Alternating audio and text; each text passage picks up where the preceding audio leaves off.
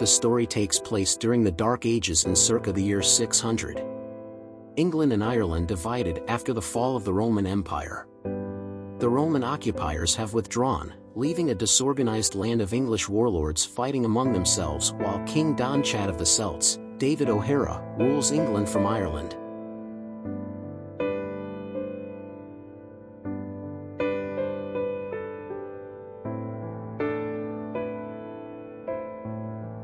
At a meeting to unite all the tribes, there's also a boy named Tristan, Thomas Sangster.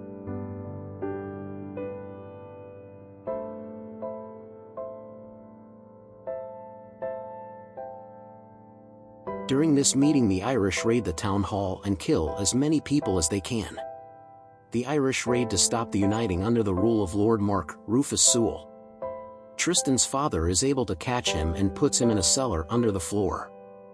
Tristan then sees through the cracks in the floor how his father and mother are murdered.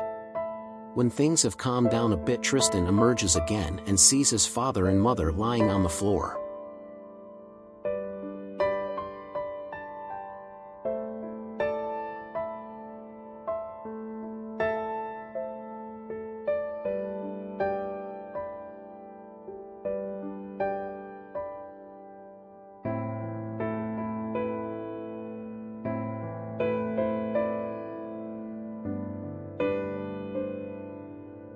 Tristan stands in the town hall looking around in amazement and sadness when Lord Mark enters.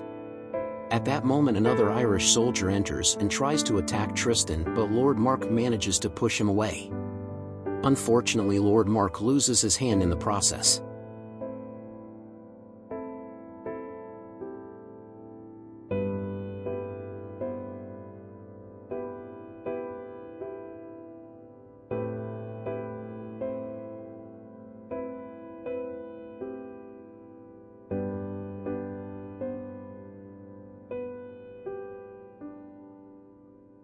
Meanwhile in Ireland, young Isolde, Isabel Scott Moynihan, is grieving over the death of her mother, and dreading a life under the rule of her father Don Chad, David O'Hara, King of Ireland. 9 years later Tristan, James Franco, enters his young adult years, having been raised and nurtured by Lord Mark after the death of his parents. All these years Tristan has been trained together with Mallow, Henry Cavill, the son of Lord Mark's sister, to fight the Irish. Their battle skills and cunning will come in handy in the fights. The Irish cross into the land of Cornwall and Lord Mark prepares himself for battle with Tristan.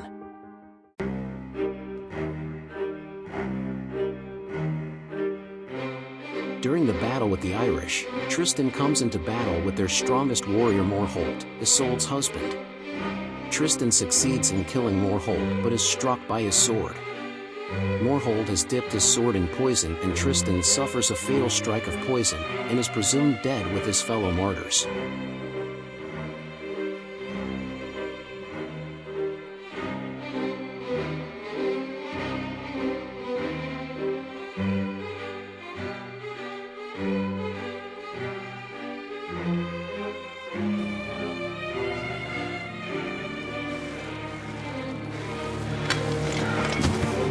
Tristan! Can't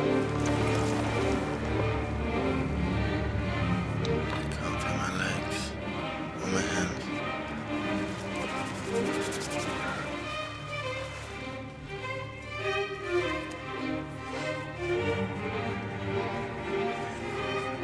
Push. A second bound.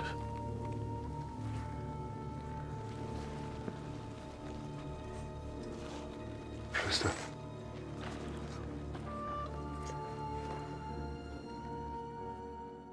Now that Tristan is thought to be dead, he is given a traditional burial and pushed out to sea on a funeral boat.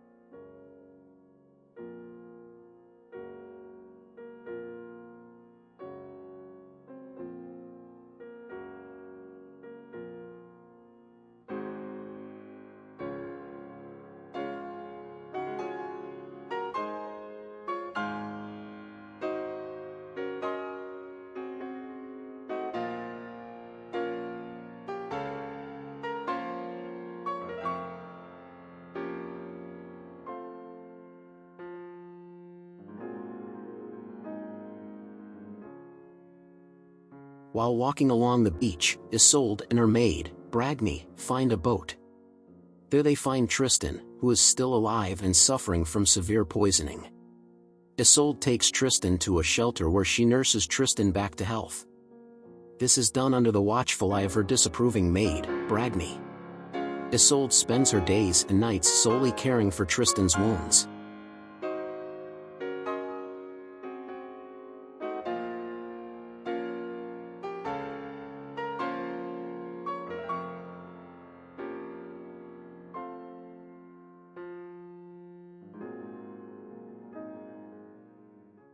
Although Isolde conceals her true identity as the Princess of Ireland, that doesn't stop their young attraction from blossoming into a deep love for each other.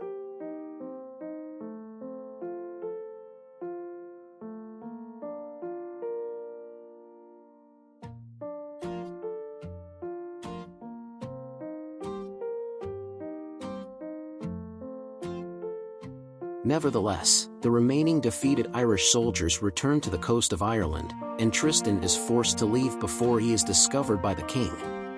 With the hope that their love will exist even if apart, Tristan and Isolde bid farewell, and he returns back to the castle door, knowing his heart will never be the same.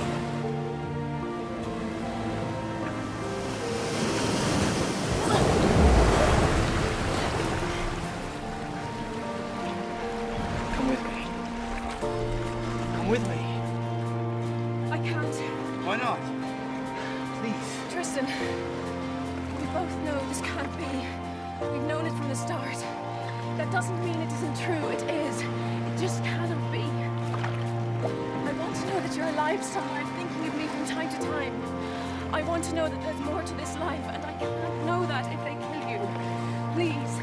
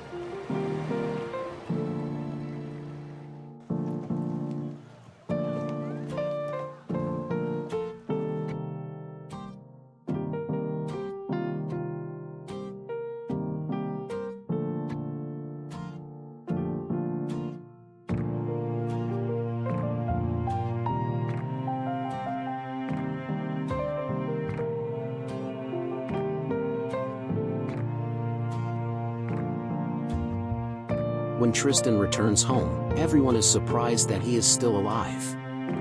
He is welcomed with open arms by everyone. Tristan hears of the plan that King Donchad decides to hold a tournament to win the hand of his daughter, and the victor will ensure a trick between the nations. The plan then is for King Donchad to have time to replenish his troops and devise a final attack. When Lord Mark hears of the plans, he fears the barons he hopes to unite as a strong kingdom of England will fall for this devious plan. Including the skeptical Wichtard, Mark Strong, whose cowardly manner is reminiscent of a would-be traitor. Tristan, seeking to rid his heart of depression, and eager to please Lord Mark, begs to fight in his place and win him a bride, a queen, to bring the warring nations to unity and peace. Once granted the journey to Ireland by Lord Mark, Tristan arrives at the coast of Ireland.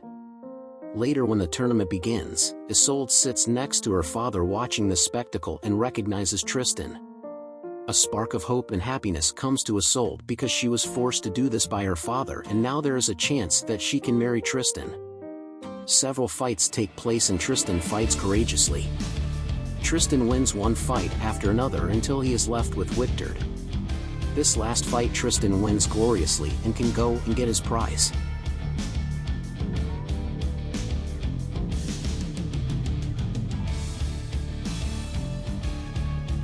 Isolde is very surprised and devastated when her father tells her that Tristan has won her for Lord Mark. Isolde realizes that she will never be Tristan's. Tristan realizes that the prize he is to give to Lord Mark is his dear love, Isolde.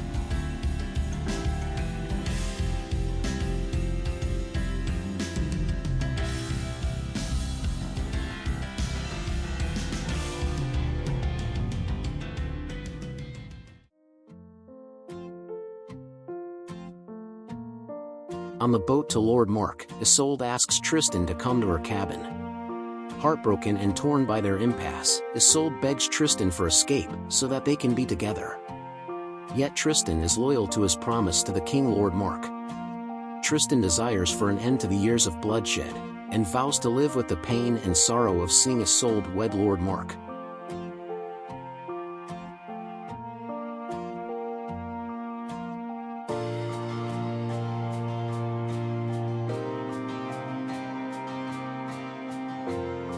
Tristan escorts Isolde to Lord Mark, and a grand and exquisite wedding ceremony unfolds, yet Isolde and Tristan find themselves devoid of happiness.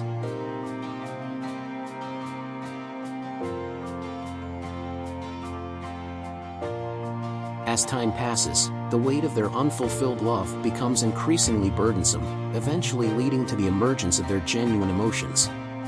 Unable to bear a life devoid of true love and constrained by unfortunate circumstances, they resort to clandestine meetings, stealing moments together in any way possible.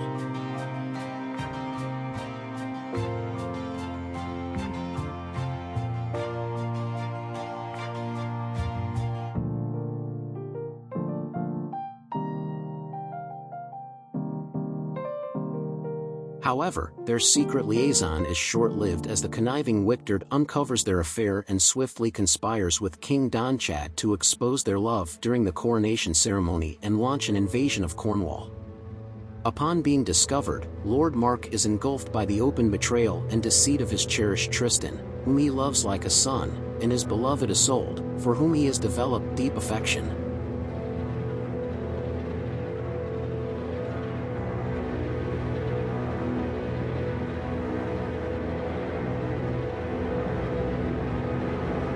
After learning the truth about their love's origins in Ireland and their struggles until the present, he gracefully acknowledges the reality and grants them their freedom.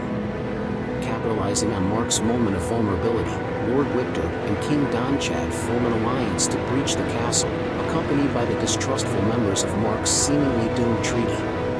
Overwhelmed by the king's noble gesture, Tristan finds himself unable to part from Isolde and sends her back to Ireland.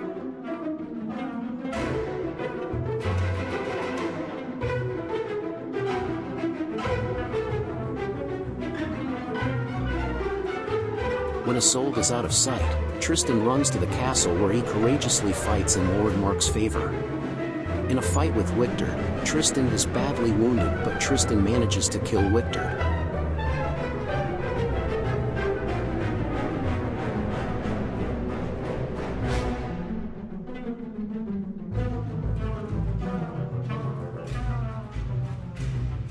Lord Mark rushes to Tristan's aid. Meanwhile, Tristan summons all the courage he has left and chops off Wictard's head and runs outside to show Wictard's head, so they know that they haven't lost yet.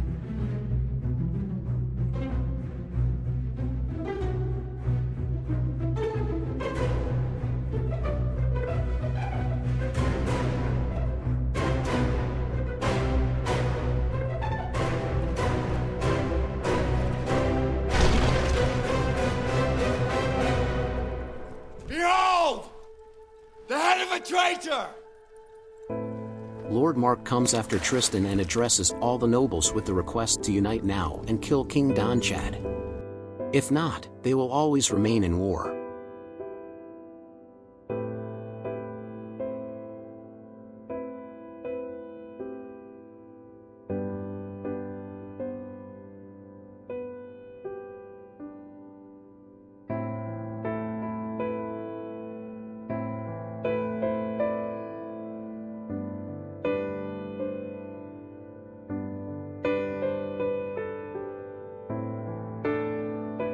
When King Donchad is finally killed, Tristan collapses from his wounds. Lord Mark catches him and Tristan asks him to take him to the river.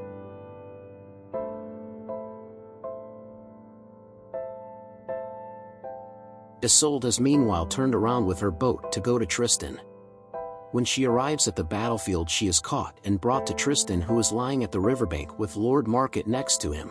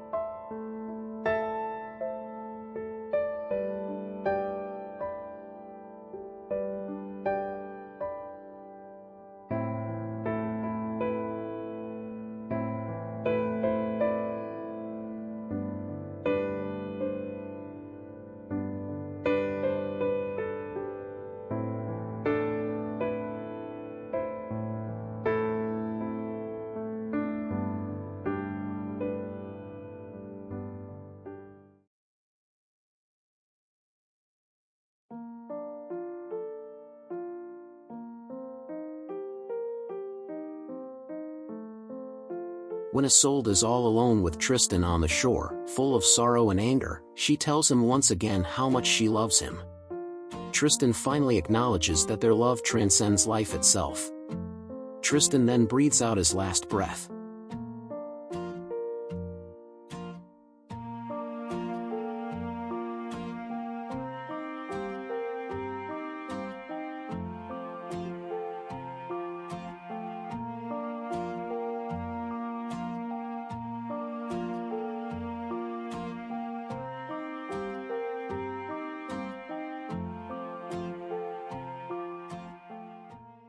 I hope you liked this video.